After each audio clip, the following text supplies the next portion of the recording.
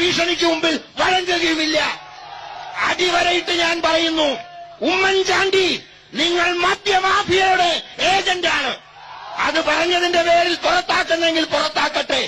ഉമ്മൻചാണ്ടി നിങ്ങൾ വിദ്യാർത്ഥികളെ കണ്ണീര് കുടിപ്പിച്ചവരാണ്. ഉമ്മൻചാണ്ടി നിങ്ങൾ പാവപ്പെട്ട വികലാംഗനെ പെരുവഴിയിലേക്ക് ഇറക്കി വിട്ടവരാണ്.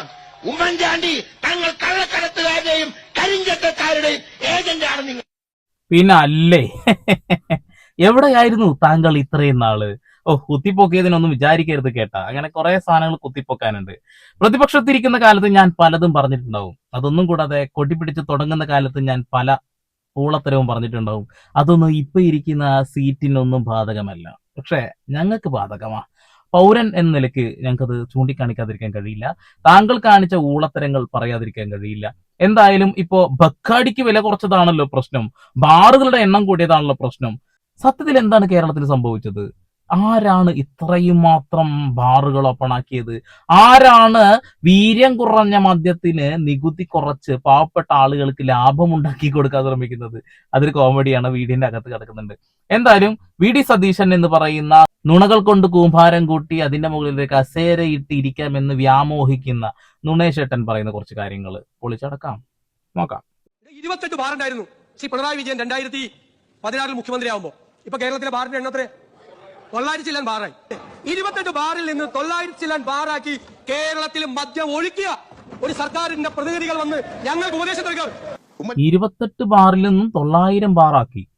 ഇതിപ്പോ ChatGPT ഇട്ട് കൊടുത്താലോ ജെമിനിക്ക് ഇട്ട് കൊടുത്താലോ അറിയാൻ കഴിയുന്ന ഒരു കാര്യമാണ്. വേറെ 28 ബാറേ 10 വർഷത്തിന്റെ ഇടയിൽ ഉണ്ടായിരുന്നു എന്നാണ് പറയുന്നത്.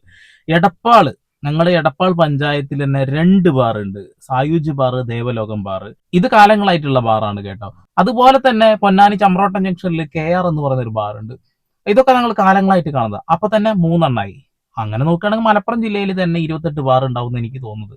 മൊത്തത്തിൽ നുണ പറയില്ല എന്റെ പൊന്നു ചേട്ടായി. താങ്കൾ നുണ പറഞ്ഞ് എവിടെയാ എത്തിയത്? താങ്കൾക്ക് ഡയലോഗ് രാജേഷ് സഖാവ് തരുന്നുണ്ട്. ഉമ്മൻചാണ്ടി ബാർ പൂട്ടി LDF ഗവൺമെന്റ് വന്ന ഇഷ്ടം പോലെ ബാർ അനുവദിച്ചു എന്ന വാട്സാപ്പ് യൂണിവേഴ്സിറ്റിയിൽ UDF പ്രചരിപ്പിക്കുന്ന കള്ളം മുഖ്യമന്ത്രി നിയമസഭയിൽ പറയാൻ കഷ്ടം തോന്നുന്നു. മുഖ്യമന്ത്രി ഈ സോഷ്യൽ മീഡിയ സൈബർ പോരാളികളുടെ കള്ളം പറയുന്ന നിലവാരത്തിലേക്ക് എത്തിയതിൽ കഷ്ടം തോന്നുന്നു. ഉമ്മൻചാണ്ടി യഥാർത്ഥത്തിൽ ചെയ്തത് 11 മുതൽ 14 വരെ ഇഷ്ടംപോലെ ബാർ ലൈസൻസ് അനുവദിച്ചു. ബാർ ലൈസൻസ് കൊടുത്തതിൽ അഴിമതി നടന്നുവെന്ന് കണ്ടെത്തിയപ്പോൾ അതിൽ നിന്ന് രക്ഷപ്പെടാൻ ഈ ലൈസൻസ് എല്ലാം റദ്ദാക്കിയെന്ന് മാത്രമല്ല, റദ്ദാക്കിയ എല്ലാ ബാറുകൾക്കും ബിയർ വൈൻ പാർലറുകൾ അനുവദിച്ചു. നോക്കിക്കൊള്ളാം, ബാർ ലൈസൻസ് റദ്ദാക്കി, പക്ഷേ ബിയർ വൈൻ പാർലറുകൾ അനുവദിച്ചു. ഉമ്മൻചാണ്ടി സർക്കാർ അധികാരം ഒഴിയുമ്പോൾ കേരളത്തിൽ 813 ബിയർ വൈൻ പാർലറുകൾ പ്രവർത്തിച്ചിരുന്നു. 813 ബിയർ വൈൻ പാർലറുകൾ. അതുപോലെ ബെവ്കോയുടെ 306 ഔട്ട്ലെറ്റുകൾ പ്രവർത്തിച്ചിരുന്നു. എന്താ പറയുന്നത് മുഖ്യമന്ത്രി പറയുന്നത്? സോഷ്യൽ മീഡിയ പ്രചരിപ്പിക്കുന്നത് മനസ്സിലാക്കാം.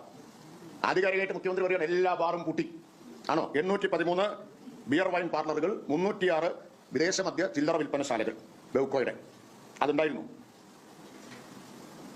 LDF ഗവൺമെന്റ് വന്നപ്പോഴോ ഉമ്മൻചാണ്ടിയുടെ കാലത്ത് ബിയർ വൈൻ പാർലറാക്കി മാറ്റിയ ബാർ ഹോട്ടലുകൾ ക്ലാസിഫിക്കേഷൻ കൈവരിച്ചപ്പോൾ പുതുക്കി നൽകി.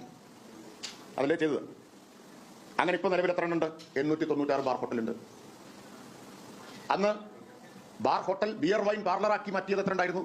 എല്ലാം കൂടി 813. ഇപ്പോ 896. ഇതല്ലേ വസ്തുത? ഇതല്ലേ കണക്ക്? ഇപ്പൊ 10 വർഷം മുമ്പ് 813, ഇന്ന് 896. 10 വർഷത്തിന് ശേഷം.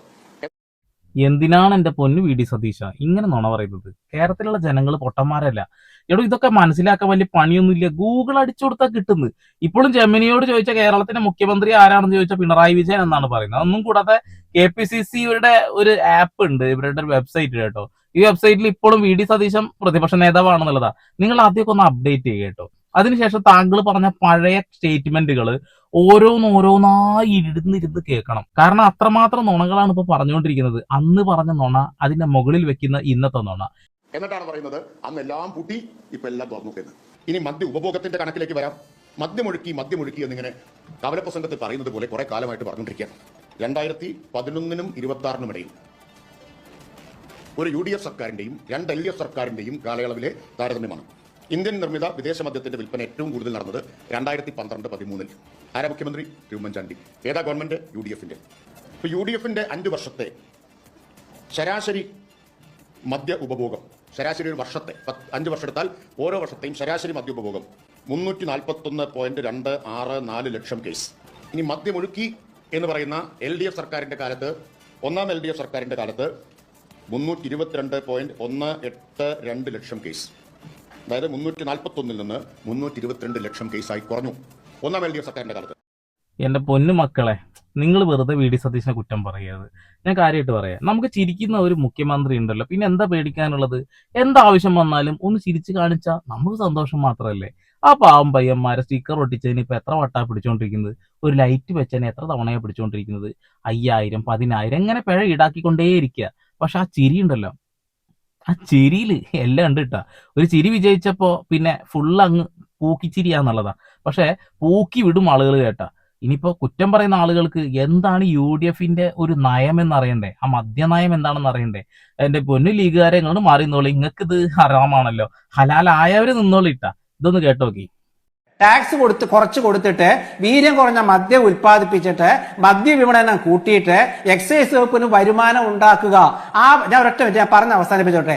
ആ വരുമാനം കൊണ്ട് കേരളത്തിലെ യുവാക്കൾക്ക് ഒരുപാട് പദ്ധതികൾ വഴി, എന്നുവെച്ചാൽ കുറെ പദ്ധതികൾ സതീശൻ ദീർഘകാലാടിസ്ഥാനത്തിൽ ദൂരക്കാഴ്ചയോട് ആവിഷ്കരിച്ചിട്ടുണ്ട്. അതിന്റെ പണം കണ്ടെത്തണം. മദ്യത്തിനെതിരെ ജനവികാരം, പൊതുവികാരം എന്നൊന്നിപ്പോ ഇല്ല. ലാഭം കൊണ്ട് അവർക്കുണ്ടാക്കുന്ന ഭാവിയെ കുറിച്ച് UDFന്റെ നയം എന്താണ്? കാര്യം കൂടിയുണ്ട്.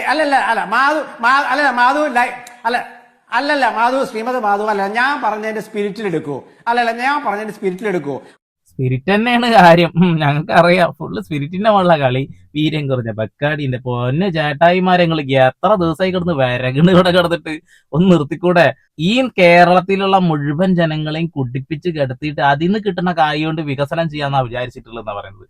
അവിടെ ഒരു ദിവസം VD സതീശൻ പിണറായി വിജയന്റെ പേരെടുത്ത് പറയാതെ കടന്നു പോകാൻ കഴിയുന്നില്ല എന്നുള്ളതാണ്. കോമഡിയാണ്. നിങ്ങൾ തന്നെ പറയുന്നു പിണറായി അങ്ങനെ ചെയ്തു ഇങ്ങനെ ചെയ്തു എന്നുള്ളത്. എടാ, പിണറായി അങ്ങനെ ചെയ്തു ഇങ്ങനെ ചെയ്തു എന്ന് അറിഞ്ഞിട്ടല്ലേ നിങ്ങളവിടെ മത്സരിച്ച് വിജയിച്ച് അവിടെ കയറി ചെന്ന് നിൽക്കുന്നത്? പിന്നെ അതന്നെ പറഞ്ഞുകൊണ്ടിരിക്കണ്ട, ദിവസം അത് തന്നെ പറയണ്ട. ഇതിപ്പോ ശ്വാസം വിടുന്നത് പോലെ ഇങ്ങനെ പറഞ്ഞുകൊണ്ടിരിക്കുകയാണേ. അവരത് ചെയ്ത് ഇവരത് ചെയ്തു എന്നുള്ളത്. നിങ്ങൾ ഇതൊക്കെ ഒന്ന് മാറ്റി ചെയ്യാൻ പറ്റുമോ? നിങ്ങൾക്ക് പറ്റൂല. ഒരു തേങ്ങാക്കോലും പറ്റൂല. കായില്ല, പൈസ ഇല്ല എന്ന് പറയാൻ വേണ്ടിയിട്ട് ആവശ്യമില്ലാതെ പിണറായിന്റെ തലയിലേക്ക് ഇങ്ങനെ കയറി നിൽക്കുക. ഒരു കാര്യമില്ല, ജനങ്ങൾ മനസ്സിലാക്കുന്നുണ്ട് എന്നുള്ളതാണ്. പിന്നെ കുറെ കിടന്നിട്ട് കുറെ കൊണക്കുന്നുണ്ട്, കുറെ അടിമകൾ കിടന്നിട്ട് നിയമസഭയിൽ VD സതീശൻ പറഞ്ഞ കുറെ വാക്കുകൾ എടുത്തിട്ട്. എന്റെ പൊന്നുമക്കളെ, വെറും വാക്ക് മാത്രമാണ് പറഞ്ഞുകൊണ്ടിരിക്കുന്നത്, പ്രവർത്തിക്കുന്നില്ല. എത്ര ദിവസമായി തുടങ്ങിയിട്ട് പ്രവർത്തിക്കുന്നില്ല. ഇപ്പൊ പറയാം 5 കൊല്ലം പണിയെടുക്കട്ടെ എന്നിട്ട് പറഞ്ഞാൽ മതി എന്ന്. ഇനിയും കാത്തിരിക്കാനൊന്നും പറ്റൂല. കേരളത്തിലെ ജനങ്ങളാണ് ഞങ്ങള്. ഓരോ ആനുകൂല്യങ്ങളും ചോദിച്ചങ്ങ് വാങ്ങും. അധികാരത്തിൽ ഏറുന്നതിന് മുന്നേ പറഞ്ഞ കുറച്ച് വാഗ്ദാനങ്ങൾ ഉണ്ടല്ലോ, അത് നിറവേറ്റി താഴെ ആദ്യം. അപ്പൊ വീണ്ടും വരാം പുതിയ മദ്യത്തിന് വില കുറയ്ക്കുമ്പോ VD സതീശന്റെ കൂടെ. സുലാൻ.